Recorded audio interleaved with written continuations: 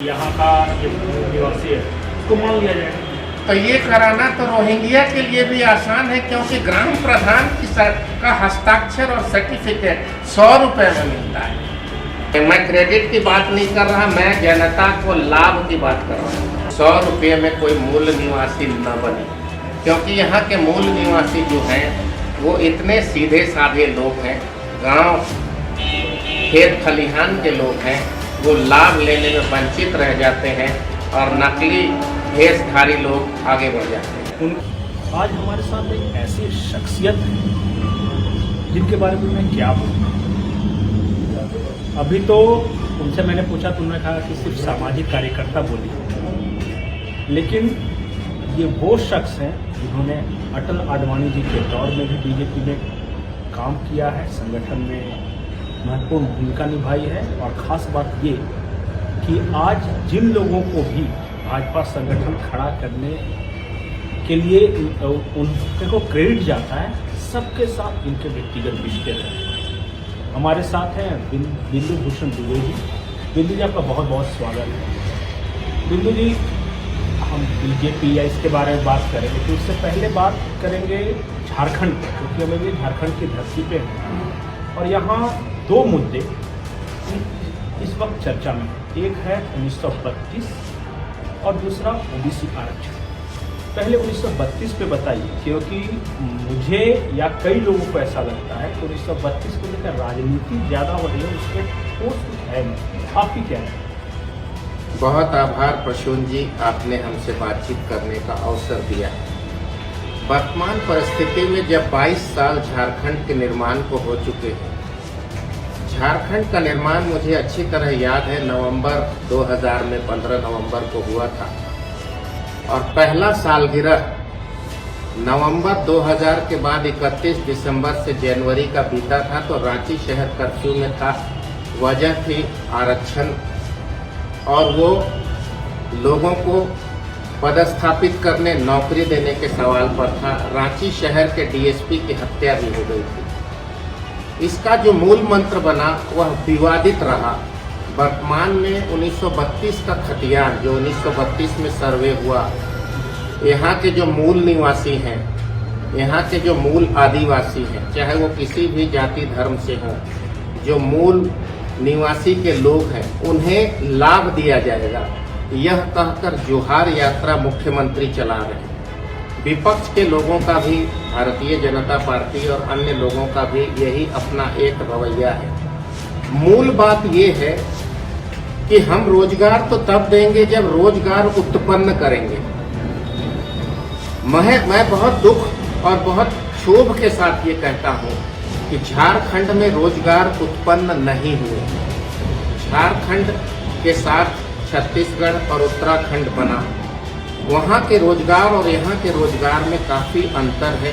यहाँ बेरोजगारी हद तक बढ़ी है। दूसरी बात, मैं खुद यहाँ के मिट्टी का हूँ, गांव का हूँ। 30 से 40% लोगों के पास मूल निवासी का सर्टिफिकेट, मूल निवासी का खतियान है ही नहीं, क्योंकि लैंडलेस लोग, जिन लोगों के पास जमीन नहीं है परंतु वो सैकड़ों बरस से रह रहे हैं, ऐसे लोगों की संख्या 30 से 40% है। कई लोग बंगाल से सटा हुआ बॉर्डर हो या बिहार से सटा हुआ बॉर्डर हो या उड़ीसा से सटा हुआ बॉर्डर हो, ऐसे लोगों की संख्या 15 से 20% है, जो 1932 यानी कि आज से 90 साल से पहले से यहाँ रह रहे हैं, लेकिन उनके पास कोई प्रमाण नहीं है। माफी, मैं आपको टोक रहा हूँ। सरकार ने कहा है ना कि जो भी ग्राम प्रधान सर्टिफाई करके दे देगा कि यहाँ का ये मूल निवासी है, उसको मान लिया जाएगा। तो ये कराना तो रोहिंग्या के लिए भी आसान है, क्योंकि ग्राम प्रधान का हस्ताक्षर और सर्टिफिकेट 100 रुपये में मिलता है।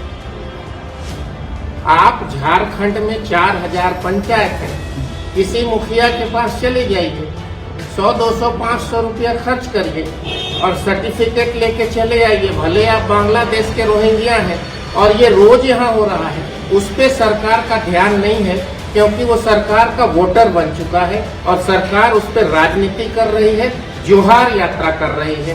दुखद बात यह है कि विपक्ष खामोश है, सकते में है, कुछ कहने और करने की स्थिति में बिल्कुल नहीं। इसका एक और कारण हो सकता है कि जो विपक्ष है, जहां आप इशारा करें भारतीय जनता पार्टी हो, आजसू हो, उनको ऐसा लगता है कि अगर हम विरोध करेंगे तो हम झारखंडी लोगों के विरोधी समझे जाएंगे।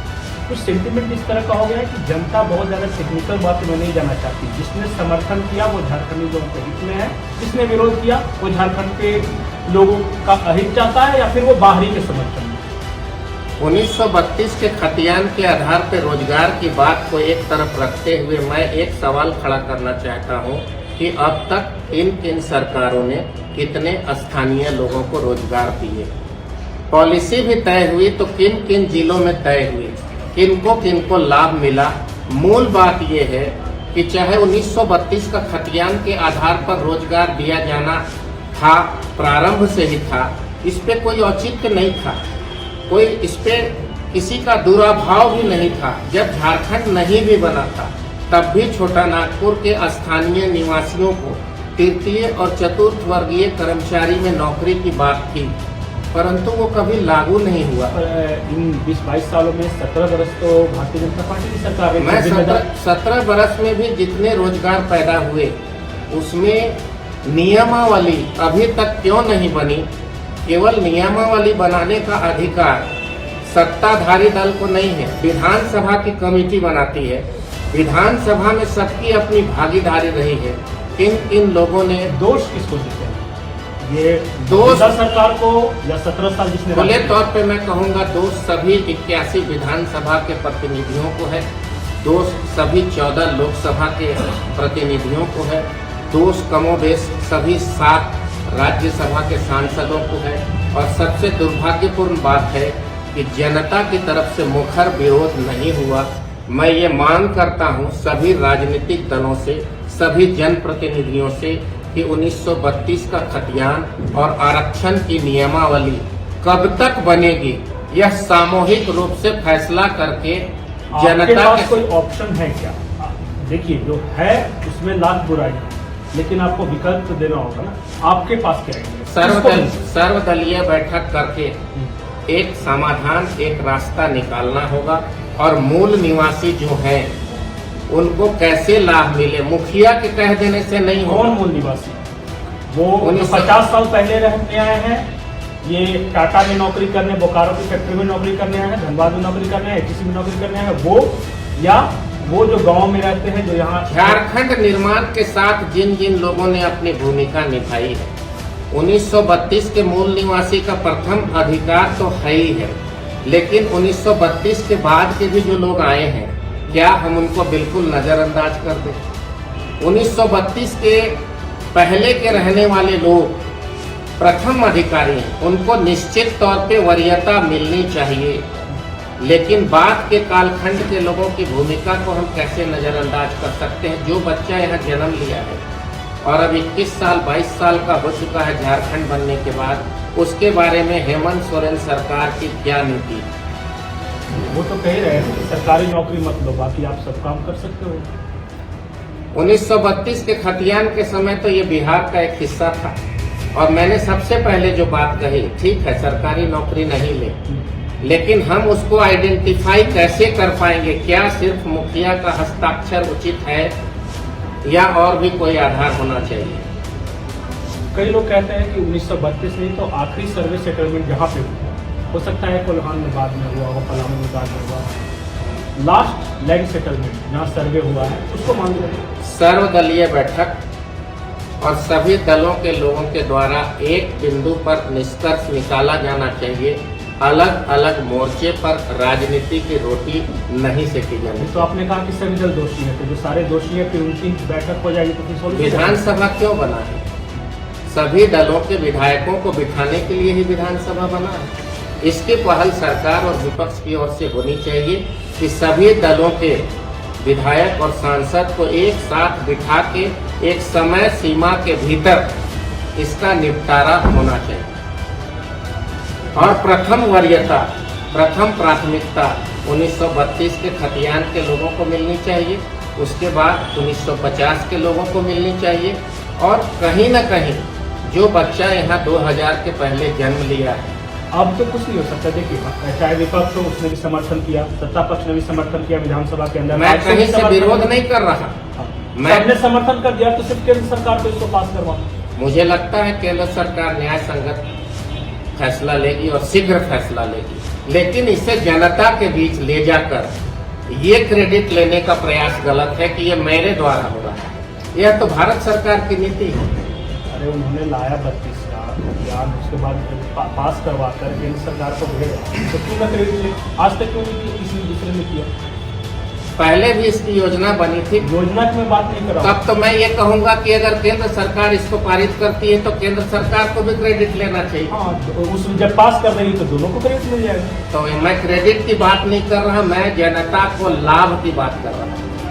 1932 के खतियान का लाभ यहाँ के मूल निवासी को मिले, रोहिंग्या और बाहरी लोगों को न मिले, इस पे ध्यान देना आवश्यक है। मेरा मूल बात ये कहना है कि 100 रुपये में कोई मूल निवासी न बने, क्योंकि यहाँ के मूल निवासी जो हैं वो इतने सीधे साधे लोग हैं, गांव खेत खलिहान के लोग हैं, वो लाभ लेने में वंचित रह जाते हैं और नकली भेषधारी लोग आगे बढ़ जाते हैं। उनको क्यों मिले जिन्होंने मकान तो यहाँ बना रखा है, लेकिन वो बिहार के वोटर हैं? ऐसे लोगों को बिल्कुल नहीं मिलना चाहिए, बिल्कुल नहीं मिलना चाहिए। इसीलिए मैंने कहा कि सभी दलों को इस पे एक आम राय, एक आम जनमत, और अब आपने कहा कि फैसला जा चुका है दिल्ली के लिए।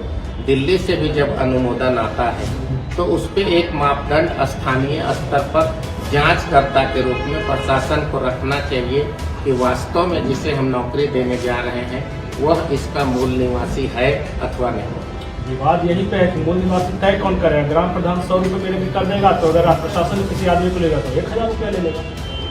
ये विवाद का विषय है, लेकिन मैं ये कहूँगा कि इसमें स्थानीय लोग हमेशा से ठगे जाते रहे हैं, ठगे जाते न रहे। इसका मापदंड स्थानीय भाषा, भाषी और खतियान तीनों के आधार पर होना चाहिए। तो कुल मिलाकर कंक्लूजन यही है कि बिंदु जी लोक संस्कृति, बिंदु जी ये चाहते हैं कि ऐसे सभी लोग यहाँ की संस्कृति में रचे बसे हो, यहाँ की भाषा बोलते हो, यहाँ के खतियानधारी हों और जो मूलतः झारखंडी मानसिकता के हों, उनको मिलना चाहिए।